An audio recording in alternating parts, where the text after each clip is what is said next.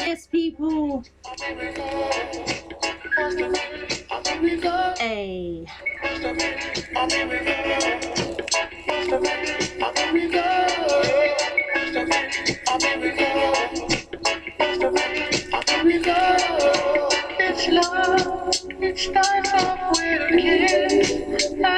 That's right, people. The great sounds, the great vibes each and every time. Big shout out to everybody sending lots of love, lots of blessings for these great tunes. Vintage reggae, the great sounds of Jon FX. He's joining us live and direct right here, right now on the phone. So make sure you keep it locked in to the Big Bad Station. And of course, we have to welcome the one and only Jon FX. How you doing?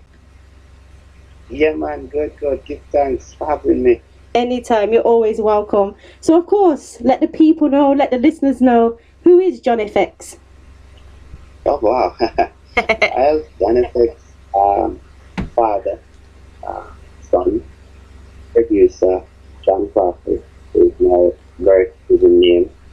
Born in Jamaica, in St. Andrew, Natal. Musician, and turned into producer. Church musician initially, as usual. Yeah. And evolved into a producer. Yeah. Wow, lots of titles. Grammy nominated. Yeah, those parts. Wow, you were gonna miss that one off, yeah? So of course, Jon FX, I know you said there that you were, of course, and still are, a musician turned into a producer. What do you mean by that? So what a lot of people have been doing, they've been classifying themselves as producers. I would call them beat makers. And what it is a producer is a total different thing from what we might tend to think it is. Yeah. So I used to be a beat maker. Okay. And when I became a producer, because a producer has to think, let's say a Coxsone Dodd or a Quincy Jones, they don't necessarily play the instruments, yeah, but they know exactly what the record needs to be a record. Yeah. As a beat maker, your job is you always just want to make the baddest beat. Rhythm wicked, rhythm bad, you know what I mean? Yeah. Hip hop did that, because they made the guy who made the beat, they called him a producer. That's what hip hop did. But if this was the 70s, you'd walk in the studio with your drum machine, you'd just be another musician. Okay. You see what I'm saying? Yeah, I hear that. Yeah, because remember, a lot of people with beat making, all they have is a drum machine, and so it's really, there's some titling. But when you're a producer, you start to hear vocals, you start to know the key that the artist needs to be in, what key they sound better in. Yeah. Instruments. You say, okay, this song needs a saxophone. I can't play. I have to bring in a saxophonist, you know what I mean? And that's what a real producer can hear. So that's why I would say that. Okay, I hear you. So a listener is asking, do you have to they're basically asking, do you have to adapt your ears for that, or does it grow in time? How do you become that producer? It grows. Okay. Your ear grows in time, because what happens is, if you told me at 17, I was 40 last week, if you told me at 17 what a music I'm doing, I would tell you that was the best thing. At 17. Yeah. A bunch of stuff, a caveman at the time, half mind. At 17, I worked at half mind. Yeah. So then it's almost like, I'm the best thing ever on the planet. But then when your ears start to grow and you start listening to other genres, and then your musical tastes start to grow, I start listening to music of the 20s, Ed Ames, Perry Como. I was like, can I make that? And if I couldn't make it, could I facilitate it? Like going to the studio, actually bringing an orchestra. And even if I don't know anything about music notes, would I be able to hire a manuscript person, play what I'm playing on the key, and say, could you guys put this in strings for me? I need alto, I need sopranos. It's just, it grows over time. And you have to be mature to admit that, hey man, I'm not really a producer, Most of the title is nice. Yeah. I hear that. Yes. Hear that. So, first of all, I want to say happy Earth Strong to you, turning 40 and all that. Every time I hear that, it's a blessing to turn any birthday these days, isn't it? Yeah, man. Give thanks for life, man. Every continuation. Time. Yes, and growth. Yeah. For real. And I wanted to know, as a producer, as somebody who is a great musician, who do you look up to? Who do you kind of ask for advice or turn to if you need to? So it's a group of who do I turn to? invisible people that I don't know personally that I admire them, Yeah. like Burt Bacharach, he just passed away, I think, Yeah. this year. Mm. He's carpenters and things like that. But I'll call Sly, I call Caveman, I call Jalife, Sly Robbie, Sly Rest in Peace Robbie, Yeah. Sly Dunbar in Jamaica, I'll Jalife in New York, all day long, I have bother them about stuff. Just a lot of people who's around now. Bonnie Rerun, so much. Let's see what I'm forgetting. But there's a lot of music myriads. People of the colleagues of the music industry. Yeah. DJs. Yeah, they play a big role. DJ GQ, Mixmaster David. Because what I do, I ask them for to approve songs. Okay. I would tell myself humbly, I don't know what a hit is anymore. Especially the music changing now. Yeah. But the DJs, you know what I mean? Waggy Tees and Jazzy Tees, I call them and I say, hey, what do you think about this? Tell me honestly. It's trash. If it's trash, yeah, it's trash. Okay, I'll scrap it. It's what I need to do. You know what I mean? Yeah. There is no ego with me and music. People will tell you it's not. If I have to do a song 50 million times, I have to do it 50 million times. It's fine. You know what I mean? Yeah. Because I want it to be right. Yeah. Somebody's asking, you got lots of different... My brother. Yeah. For real. Somebody's asking, do you get frustrated with perfection? No, not really. Because I have a fast. I would tell people I have the fastest turnaround time on the planet. I always say that the Egyptians album in 3 days. Cecilia, 30 songs in 3 days. That's a lot of songs. Yeah. Cecilia's album, 50 songs in about maybe another 4 days. Cecilia album at Sobe, I did that in a day. Wow. That was 15 songs. So I have a very fast turnaround time. So, because I never mixed over the years, I wasn't a mixing engineer. I think that's where a lot of the nitpicking comes in. Because the thing is, when I'm working, I'm getting to the session like that. I play a bunch of instruments. I play like 15 instruments. So what happens is when I'm in a session with people, what I recognize people do, they'll smoke and they'll try to get a vibe. When I get in the session, I know exactly what the entire track needs to sound like. Yeah. All the time. Okay. Kicks, drum, I know exactly what it needs to sound like. It's very fast. So that's why I don't really collabo. So I don't really get like that. But what I started doing when I became an artist this year, when I sing this album, I recognize I'm going back. Oh man, this is not, remember I'm not a singer, you know what I mean? I just can hold some notes. So then I started to nitpick that stuff and I stopped. I was like, oh no. Go back into your original producer's hat. If it's right, it's right. Leave it alone. Yeah. And that's what I did. I just started doing that last month.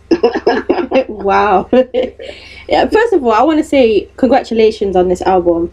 Because vintage reggae, I could listen to it all day. I'm not going to lie to you.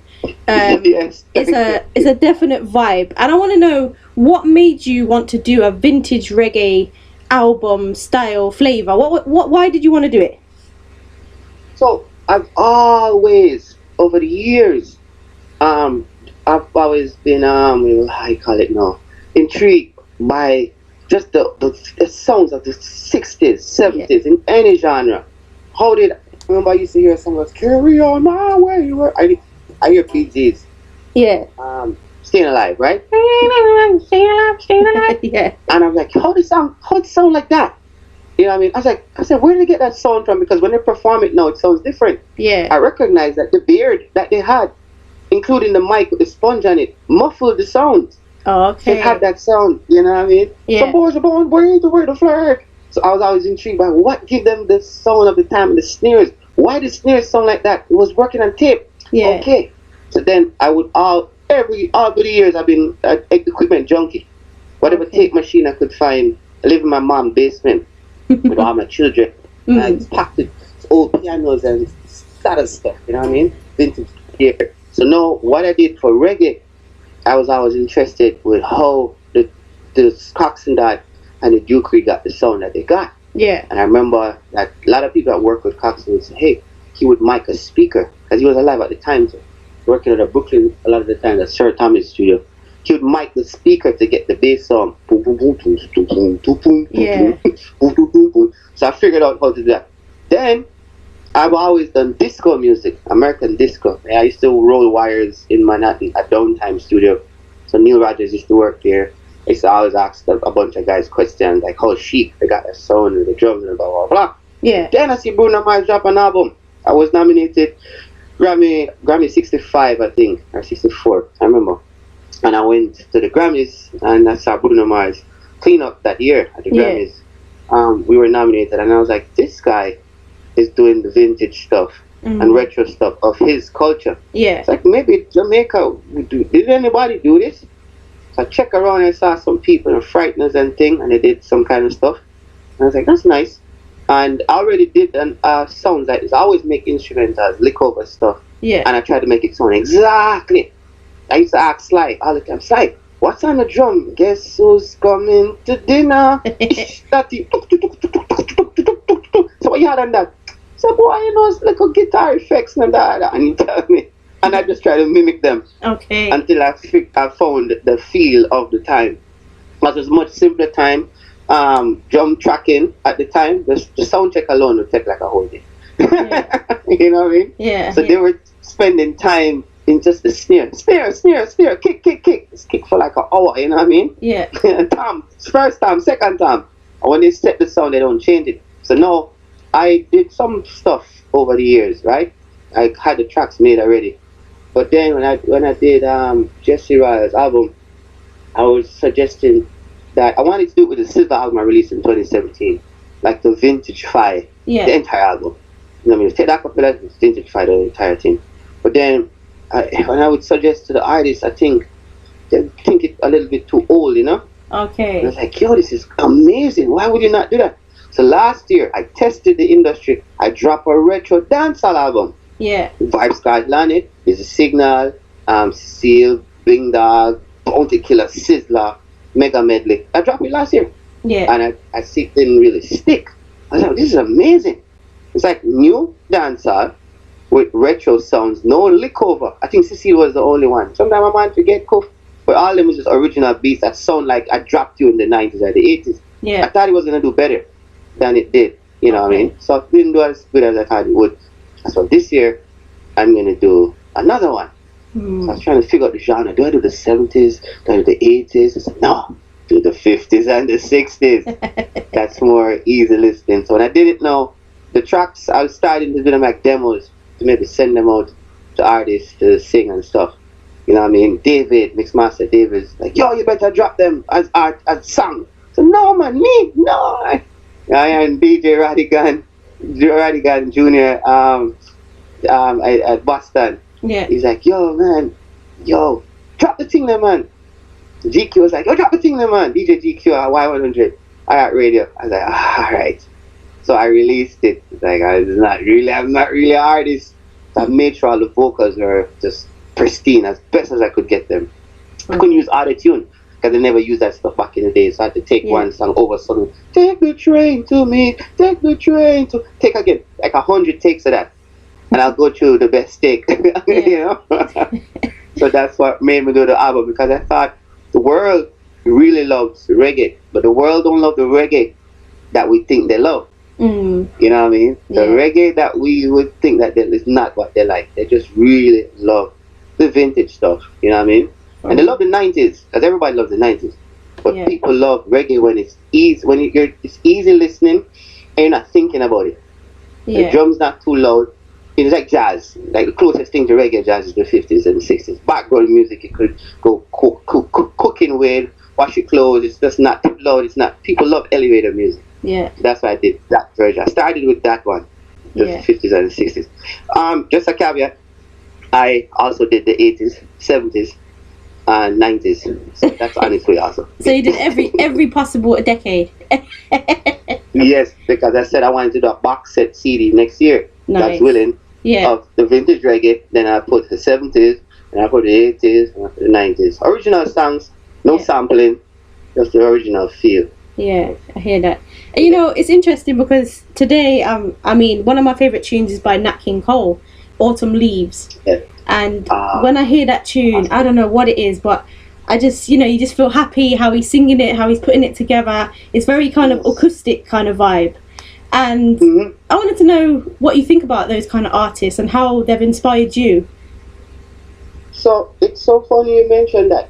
Okay. I'm currently working on a big band sound, an Eddie Ames Percoma sound, just like a dream. It's Mary in the morning. I did 4 songs already. Wow. So I did a Feel of Nat King Cole. I reckon I just did this morning. Just did it this morning. Wow. It's called Marry You and I. Marry You and I. Yeah. So it sounds like the 20s. Because what happens is I understood the reason why I decided to do that album now is because back then it was natural singing. Yeah. No effects. You train your natural voice. And my natural voice, no, I'll just train that voice. Just like a dream. You see? Yeah. So if you train your natural voice, that's what men did back then. Nat King Cole, he smoked a lot of cigarettes to have that. We call it the smoky voice. He did that 2 packs of cigarettes just to do that.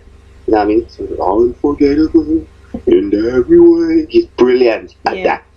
So I am an unforgettable guy because I had to learn to play that at my best friend's prom in Jamaica, like when we were 16. That's years ago. Ghana Hyatt. So I had to learn to play that exactly the way he played it. Without Natalie Cole didn't do that version yet. This is like the 90 something in Jamaica. Dum dum dum dum dum. So I had to mimic his style of playing, but I never would sing out loud that kind of stuff. Somebody sang it, but I would, that's the feel that they had back then. Yeah. They knew how to capture you with the voice and just the feel, because they didn't want to put too many things on it. You want EQ, just a raw piano, some strings. Yeah. That's why you get that emotion. So I love the techniques back then. Wallace Sound was probably where he did that record. Phil Spector, brilliant producer. You know what I mean? Yeah. So I studied that stuff. It's so funny you mentioned it. Yeah, I'll send you the album that I just did. I'll send you them. I have to get off the phone. That specific. It's called Big Band music. And just not to talk too much, because I talk a lot. No problem. I see why Lady Gaga stopped her pop career and went to sing with Tony Bennett and do big band music, big band swing, because it's just so much more fulfilling musically. You know what I mean? For you as a person and for the listener. Yeah. So yeah, man. So speaking of kind of taking it back, looking at the vintage reggae, looking at kind of these great artists that we kind of stand on as DJs, people of music, and what is it do you think that we could do now to kind of, I don't know, pay homage to them? Because you always hear people saying, "Oh, music ain't like what it is," and things like that. So what could we do? Yes, you know what I price? I'm not a sample guy. I have to lick over something. My brother would always say to me, "Could you find what these men were inspired by and mimic that and create your original form of it?" Because they were inspired by something. If you have to sample, that means, So when I check, what did Nat King Cole listen to? Yeah. You know what I mean? Chances are it's classical music. What did Sly and Robbie listen to? Chances are it was Nat King Cole. You know what I mean? So I tried to listen. When I recognized what Bob was influenced by, the Curtis Mayfield and the band inspirations are impressions. He was really inspired by them, and you heard it in the song. People get ready for the train to come in. That's in One Love. Rasta get ready. Ain't no room for the hopeless sinners who have. That's Curtis Mayfield's line. Yeah. So what I do, I'll go into how they go and I'll hear the harmonies. It's a song that Bob Marley them have with him bridging them, with the Wailers and Peter them.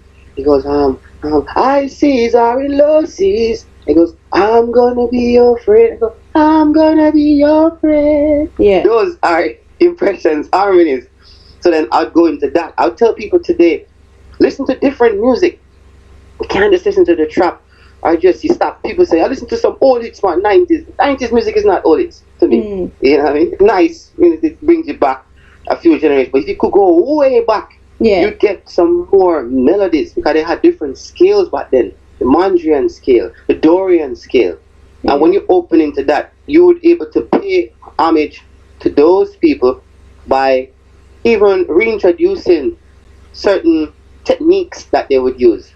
And I see some people do it very well, and I wanted to be one of those kind of people. But I'll challenge musicians and people, open your horizon to some new songs. You really don't have to sample if you understand melodies. You don't have to sample anything. You don't have to lick over anything either. You know what I mean? Yeah. But it's just a technique, and it would force you to find musicians. Yeah. And I would say to people, there's so many musicians, there's always struggling musicians around. Yeah. You can beg them to play. some stuff for you. And if you can't find none, there's Fiverr. A lot of musicians have got off Fiverr. You know what I mean? Yeah. So listening to other things, I'd suggest. Okay. In our reggae, I would say to someone, don't let me do it. You know what I mean? Do what Bruno Mars do, where he'll go into a record like Poison. You know what I mean? And he does that record with Diamonds on My Chain with Cardi B. Yeah, that's like Poison. That he went into Poison without sampling Poison. Yeah. Drum pattern is the same, but he played the same instrument. What you're trying to do? You know what I mean? It's a record from back in the day, but it's just not the record. You can tell the feel of it. But it's the same instruments, but different play, same keyboards. So I bought all the vintage keyboards to a program called Arturo. Every single one of them. The Yamaha had this B7, the organ, I have all them. It's VSTs, you can buy them on your hard drive. Yeah. You know what I mean? So when you play those, it will just bring something out in you because you feel like you're a part of that. But it's have to be something that you're driven by. You know, most people are not really driven by that stuff. But if you are, it's always something nice to experiment with. Yeah. Yeah, for real. Somebody is asking, a listener should I say, they're asking, do you think that those before us understood what the struggle was compared to now? Like we can, you know, go on our laptop and do any kind of thing, really. I think that's what they're getting at. Yes, you know what it is? I used to look at, like my dad was born in the 40s, right? Yeah. You know, we would say, oh, we got to go back to the music of the 80s. My dad thought music of the 80s was trash. Okay. You know what I mean? So like a song like a Zongo, Zongo, Zongo, Zang, like that's not really saying much. My dad wasn't really a fan of that. Yeah. All that fresh. He didn't like that stuff. So then I remember when Sugar Hill Gang, they be happy you don't stop, to rock it out, to the boogie bang bang, tum tum tum tum tum tum tum. The guy Neil Rogers didn't like their version because that was his instrumental. Good times. Yeah. Inside. Good times. Tum tum these are. That's their instrumental without the horns in it. Yeah. So he didn't like that. And then in Jamaica, people in the 80s thought like Elephant Man and them, Dancy Angel and Harry was garbage. Yeah. And Harry thought that era, thought this new era was like, you know what I mean? So what I've seen is a generation that keeps coming. When I started working with XX and Tasha, I thought that music, I just couldn't understand it. Can't keep on taking a hand. I was like, what is this? But then I started to explore and I started to appreciate just their struggle. Yeah. So this is where the struggle comes in now. But then everyone has a struggle depending on the timing on the earth that you are in the planet. And financial struggle is mostly many people's issue since we're not doing barter anymore. So from our societies were created, money was always the staple, you know what I mean? And it was something that it didn't come easy in no time, you know what I mean? Because especially back then, people would sell their royalties out for like nothing. But we have templates. You know, my brother and I were talking yesterday. We were talking about every generation thinks they're groundbreaking. My brother said, but listen, the hippies back in the day, they weren't even eating poison. So they were, although they were high and on mushrooms or whatever, they were very, very clear because the food was more organic. You know, just as simple as that. So they had their struggles because they had to fight up this thing and go into war, and all we are saying gives peace a chance, you know what I mean? They had their own thing to, so our struggle is more. No, we actually can take templates and see how do you survive in this era, you know what I mean? To get money, to get food, to still be creative. Do you want to do music as a hobby? This is just for fun. Do you want to get into the business of music? Because that's where most people start to feel a struggle. It's so hard, you got to pay for this, you got to pay for that. But there's a formula in it, also in it, that you could acquire any money that you want to acquire. We have to understand the formula and push away some of our ignorance. But we actually have it a little bit easier. We have all this technology, and we have these resources, you know what I mean, to access. So there's not too many excuses, you know what I mean. So there's never excuse in any of the times. Yeah. But sometimes it's a little bit harder. Because imagine you're a black guy in the 60s and you want to sing a song. It's really tough. You're black. Yeah. I got to go up north. Because down south it might be. You know what I mean? Yeah. But still, the challenges is there. But it's still, every era has its own challenge. You know what I mean? Right. Today, we still have those challenges. You know, if you have good credit, you can't get a loan. You know what I mean? Yeah, that's it. That's it. So what's next for you, Jon FX? What can we expect next from you? So I am putting out those. I'm gonna do the box set after I do the vintage reggae. I'm ordering the vinyls. I'm gonna have a vinyl limited edition that I'll have available to anyone across the world. It'll be easy to get it. You just Google and you find it. A vinyl, colored vinyl version. I'll have more stuff in it. Maybe a bonus track. Let me know first, yeah. Yeah, man, you're gonna help me with it. Okay, yeah, man. And then next year, God's willing, I'll do a 4-box set CD, almost like a timeline of reggae music. You know what I mean? Nice. I would start it with the. I may do a ska because I have a bunch of ska tracks also of that time. You know what? I may do a ska. I would love for somebody to do like Mento, like a Mento vibe. You have Mento too? Yeah, I have some Mento because the Jolly Boys in Jamaica.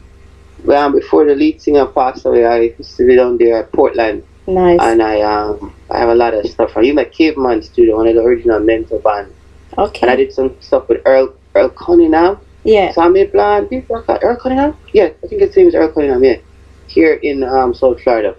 So then the thing is, it was to get the Roomba box. Yeah. Was the hard thing, that they actually played, and their homemade banjo guitars.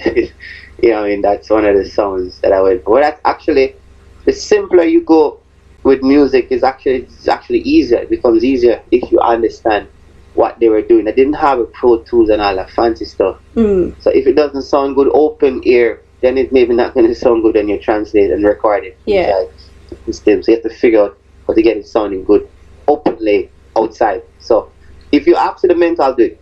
Okay. I do about 10 minutes original song because I have one called Don't Tango My Heart. Yeah. You know what I mean? That I did it for nature, and I think I'm going to release it. Don't Tango My Heart. It's a nice one. So I'll do the mental, I'll do the ska, and I'll put the vintage in the middle. Okay. I'll do the 70s is done, the 80s is done, the 90s is done. You know? Nice. And they're all original samples. I think nice. The template. Something I enjoy. It's the first I've really, really enjoyed music now in this time. You know what I mean? I used to just do music as a job. Yeah. Now I want tracks, and I'll maybe make something, but it wasn't something that I'd go to for my feeling. I'll just go listen to a Nat King Cole or Andy Williams, or something like that, or Perry Como. That's what I would do normally. Neil Diamond is I'm a big fan of Neil Diamond also. My dad, so I'd go to that. Now I started playing my own music, because instead of me going back and playing back another Delroy Wilson, another Duke Reid record, I'd go really play the vintage reggae album. I actually found myself listening to it Saturday, getting ready to go to a party. And when it was finished, I was like, oh my God, it's finished already? And I was still getting dressed. Yeah. Because it's about 9 tracks, and I was in the shower, and then train play, and then by the time I'm out the shower, in the middle of the song start playing, like Rude Boy. By the time I put on the bow tie and the suit, I'm at Adore You, and then dance all nice again, and this album is finished already. This is good. Yeah. And I didn't pick up. It was my album. I just played it on Spotify, Yeah. So it's really, I really thank the divine Father that He could use me as a vessel to put something out like this. You know what I mean? Yeah, 100%. Because I really don't find any flaws in it, and I haven't heard a bad review yet. Yeah. You know what I mean? I've done so many records, and I've hit songs. I've heard bad reviews on I Can Feel the Pain. I've heard bad reviews on Now Let Go, Egyptian. And I haven't gotten one from this yet. So I mean, there's nothing to say bad. I mean, Yeah. So, we're coming to the last little bit of the interview, and I have to ask you, would you be up for singing a little something for the people? Would you be up for that? Oh, yeah, man. Let me get my guitar right here. Okay. Let's see what I'm going to play now. So, alright. If I could have this girl, I'd give her everything. If I could have this girl, go buy a wedding ring. If I could go far in, I'd buy you anything. Giving you lots of bling and pay off every bill. And I could have this girl. Oh, I could have this girl. Oh, I could have this girl. But. Yeah, man. You know what, Jon FX? This is definitely a positive vibration when I hear this album every time. Yeah, man. Give thanks, give thanks, So, you know, thanks for what would you like to say to your listeners, the people that support you and your fans before we go? What would you like to say to them? man. I any fans that out there, because remember I don't know anything about this kind of thing. But if you're a fan of the project, thank you so much. Keep sharing it. Um, um, there is things that I would like to see, purchases and what I mean, even numbers is what it needs. So if you like it, just share it, Yeah. and you could also put it on repeat when you go to bed, and turn it down because Mm. those streams do count too, Yeah. But either way, thank you very very much, and just keep sharing it. That's all I ask for, because it's so nice when someone says, "Hey, have you checked out this album before? It's really cool."